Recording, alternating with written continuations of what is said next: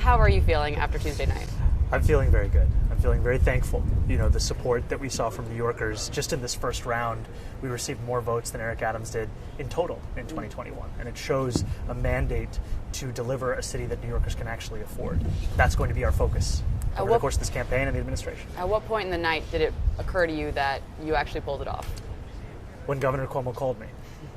That was a moment when I realized that it wasn't just the early vote totals we were looking at, that this was in fact going to be something that would sustain through election night as well.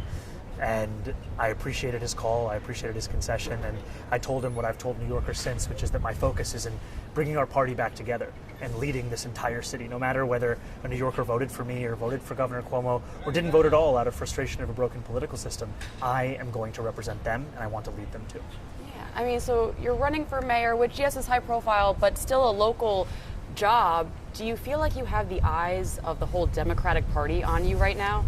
There are a lot of phone calls coming in from numbers that I hadn't had saved before.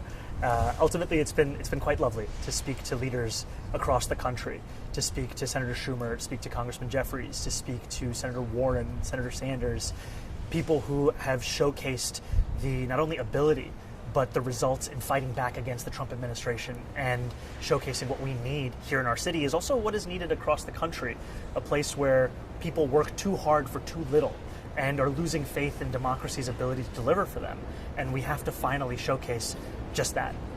I mean, as people are looking at you in some way as, oh, is this the future of the Democratic Party? How do you respond to that? What do you think the future of the Democratic Party should look like, and is it looking towards you? I think it should look like anyone who's focused on working people, because ultimately that was what made me proud to become a Democrat, and so many Americans feel the same way, and yet for quite a while have felt as that we've left our roots, we've left our focus, and it's time to come back to that and show that Donald Trump's attempts to speak for working people are just looking to exploit the despair that they are living through, not actually sincerely responding to it with any kind of proposal that would deliver them out of it. And now is the time for us to put forward those ideas, those policies, and I think ultimately to also be honest about them. Because the thing I found from New Yorkers is the thing that we hate more than a politician we disagree with is one we can't trust. And throughout this campaign, I've been very clear and consistent about what I believe, and also that there may be those who disagree with me, and I still tell them in the words of Mayor Koch, if you agree with me on 9 out of 12 issues, vote for me. 12 out of 12, see a psychiatrist. So now that you're shifting from the primary to the general election, how do you reach the voters who are independent, more moderate, who shy away from the word socialism? You know, we won a number of neighborhoods that Donald Trump won. And these are neighborhoods like Bath Beach, like Bensonhurst, like Astoria Heights, like College Point, places where you would never describe as progressive. And yet we won them by focusing on a message of affordability, because it is a message that binds all New Yorkers. And I've actually found that it's just as compelling to independents and Republicans as it is to Democrats. And even in polling around our major policy proposals of freezing the rent, making buses fast and free, delivering universal child care, we found sustained support amongst independents and even Republicans.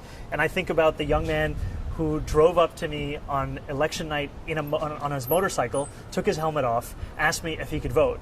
And we looked up his registration. He was registered as a Republican. And he said, well, I'm sad. I hope that you win so I can vote for you in November. And I think that there are many such New Yorkers. So today, Mayor Adams launched his campaign as an independent. Cuomo says he's weighing whether to run as an independent.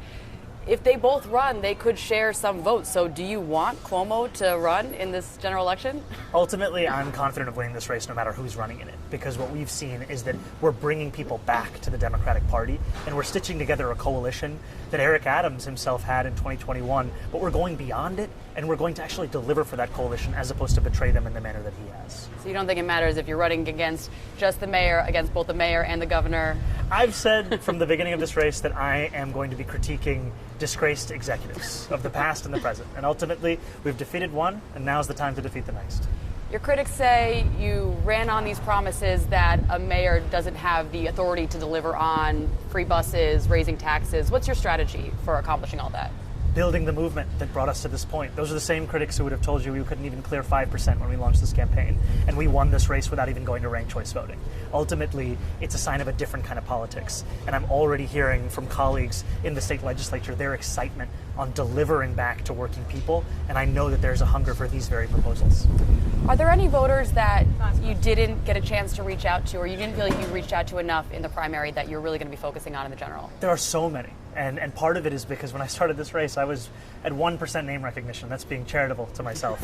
And there were many doors that I could not open, many churches that I could not visit, many synagogues that hadn't heard of me. And ultimately, as we got closer to Election Day, those doors started to open. But there's only so many visits you can do in the last few months. And now we have been given this gift of a few more months to introduce myself again and make sure that New Yorkers know who I am beyond the more than $20 million that was spent in 30-second attack ads or mailers or radio commercials, and say who I am and what I'm fighting for, and that the person I'm looking to represent is them. Thank you so much. Thank you. It's good to see you. Such a pleasure.